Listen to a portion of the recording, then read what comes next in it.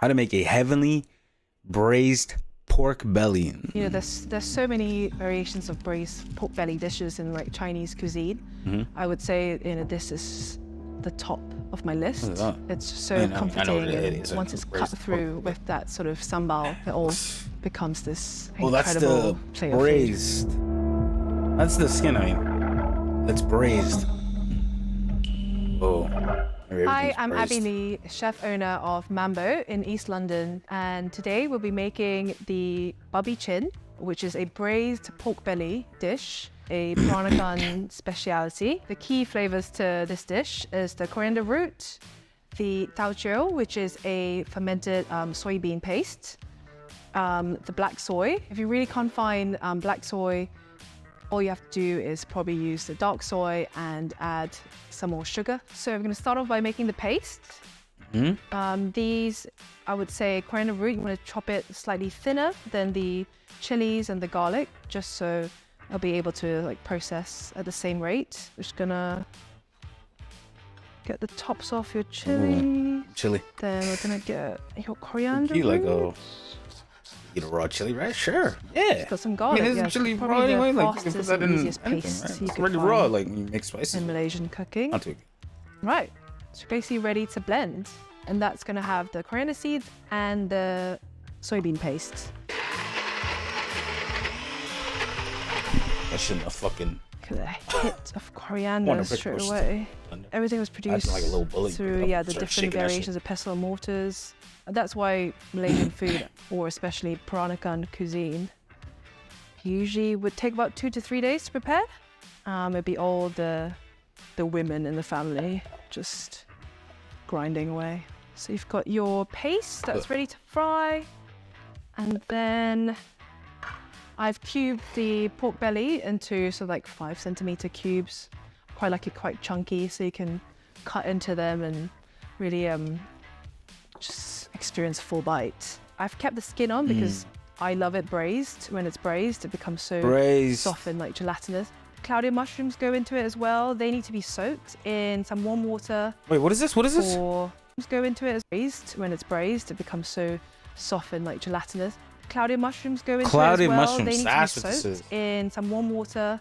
This is spicy. For 15 minutes or so. I've had. And I've got some whole peeled shallots. I've always wanted. I just love the sweetness of these when they're braised as well. If you just, you know, slice it right to the end, it should keep whole during cooking. And we'll fry it. I never cook Malaysian food for myself. Just the smells, which are amazing smells, all day make me crave basically the opposite of Malaysian food. So like French food, Italian food, no spices, just butter and cheese. So that's heated up to like a medium-ish heat. So with this paste, you're just gonna have to watch it quite a bit because there's the soybean paste, so it can caramelize the sugars quite easily and burn. So just stir it regularly if you can. So we're just gonna fry this until the oil splits from the paste and it's, you know, it smells like a deep fragrance coming off it. While we wait for that to fry off, you can start preparing your sambal belacan, a fresh, zingy, shrimpy chili paste that will go along with the braised pork belly. Cool. So this sambal belacan is a fresh sambal, so it's not a cooked sambal. The sambal is basically a chili paste, and you can have them like in a raw version like this, or a cooked version like sambal tumis. This journey has been even more than what I imagined it could be. Something that words can never ever explain. It's almost like, I guess like magic. Just hundreds of different types of sambals out there. Basically all very different according to what your family likes to make. Belacan is a fermented shrimp paste. I've toasted it in foil, like a parcel. It does help to keep the smell in, so no one comes to complain. And I'm adding in some kaffir lime leaf. Kaffir lime leaf? Some people don't add this in. I quite like the fragrance of the kaffir lime leaf. Oh, do you know? These just want to get out that thick middle stem. You don't want that. Chilies, you're just gonna roughly chop so you can go into the blender. Cool. It's looking good. So you can see the oil has like separated from the paste, deepened in color ever so slightly. So you're ready to coat your pork belly. So you just want to coat each piece with the paste, and basically you're ready to add your water for braising when the pork has turned away from being pink. Okay. I'll probably turn it up a bit at this point. Low key, I So always wanted to try one of these. What is this? This is an electric oven. That's it, right? Sure.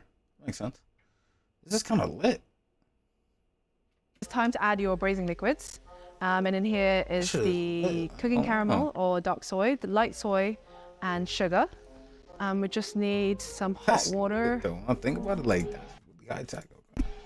just to loosen it up, because dark soy is so hard to get out. At a regular oven. All right, let's coat it. You know, preheat the oven 450. You know what I mean? Chef, English during university, which was a disaster. And when I hit rock bottom, cooking was the only way out as form of therapy. And so, yeah, it just gives me life and distraction. My aunt is back in Singapore when I finally decided to cook Malaysian food after years of only cooking in Italian restaurants. I went back for the vigorous training and basically had to relearn how to cook. Just understand how to work with so many ingredients. Because now you're working with 25 ingredients instead of 5. You can pop your shallots in. We're just bringing up the liquid up to boil. Just gonna add your Claudia mushrooms as well. When it comes up to boil, you just wanna skim off any scum that comes up to the top. So you get a nice clean sauce. So at this point, yeah, you can basically bring it down to a very low simmer, or you can pop it into the oven. So you know it'll be definitely evenly cooked all the way.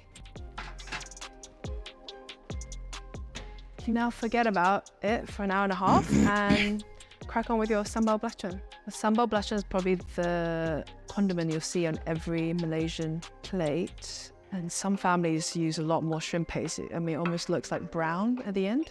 Brown. Now we're adding the calamansi, the kaffir lime leaves, Kaffir lime leaf? and the sugars. You. Kaffir lime leaf. Gefilte fish.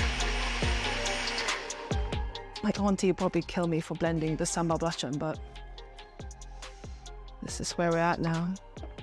If I'm particular, my aunt's even more particular, but that's been ingrained into her from granny, so that's a lifetime of teachings. I needed to collect those memories from my aunt. If not, that would basically die with her. Right. That's why we're so passionate about bringing these recipes to the other side of the world. So that's going to cut through that really rich pork belly later on. Cool, so this is the one that we made earlier. And basically when it comes out of the oven, the sauce is going to be quite loose. And so we're just going to reduce it down now, and we're going to show you the glaze that you want on the pork belly. And you basically want to stir and season it with probably a bit more salt or sugar.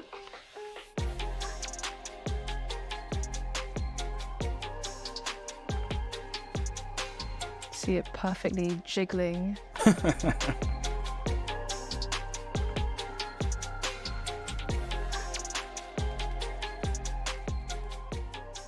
The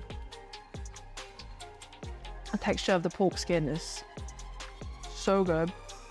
It's just so like sweet, Isn't it? savory.